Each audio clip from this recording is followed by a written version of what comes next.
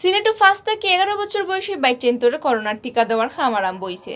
বৃহস্পতিবার বিয়ানে জিন্দাবাজার সরকারি kindergarten primary স্কুলও এই খামর উদ্বোধন করছেন সিলেট সিটি কর্পোরেশনের মেয়র আরিফুল হক চৌধুরীয়ে। মেয়র আরিফে কইছেন আস্তে আস্তে সকল বাচ্চাদের টিকা দেওয়া হইব। সৰু সৰু ছাত্রছাত্রীদের টিকা দেওয়ার খাম উদ্বোধনী অনুষ্ঠানে উপস্থিত আসলা সিলেট বিভাগীয় health director doctor Himanshu Lal Roy, city কর্পোরেশনের chief health officer doctor Mohammad Jahidul Islam, স্কুলের হেডমাস্টার নি।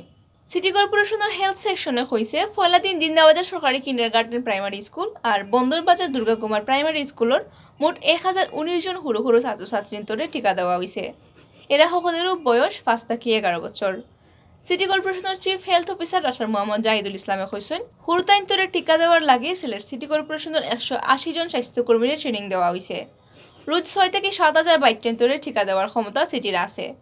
এক সপ্তাহের ভিতরে টাউনের 5 থেকে 11 বছর বয়সী সকল হুরুতারে টিকা দেওয়ার ইচ্ছা আছে তারার। বাচ্চাদের টিকা দেওয়ার খামর লাগে গেছে কয়দিন আগে সিলেট সিটি কর্পোরেশনও 62,000 ডোজ ফাইজার টিকা আইছে।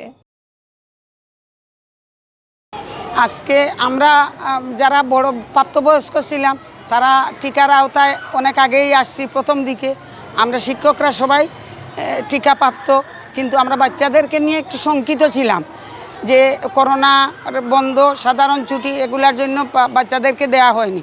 কিন্তু আজকে যে সিলেট সিটির 5+ থেকে 11 পর্যন্ত বাচ্চাদের টিকা দেওয়া উদ্বোধনী অনুষ্ঠানটা আমার স্কুলে করতে পেরে আমি অনেক খুশি এবং বর্তমান সরকারকে ধন্যবাদ জানাই যে প্রত্যেকটা বাচ্চা টিকা পাচ্ছে।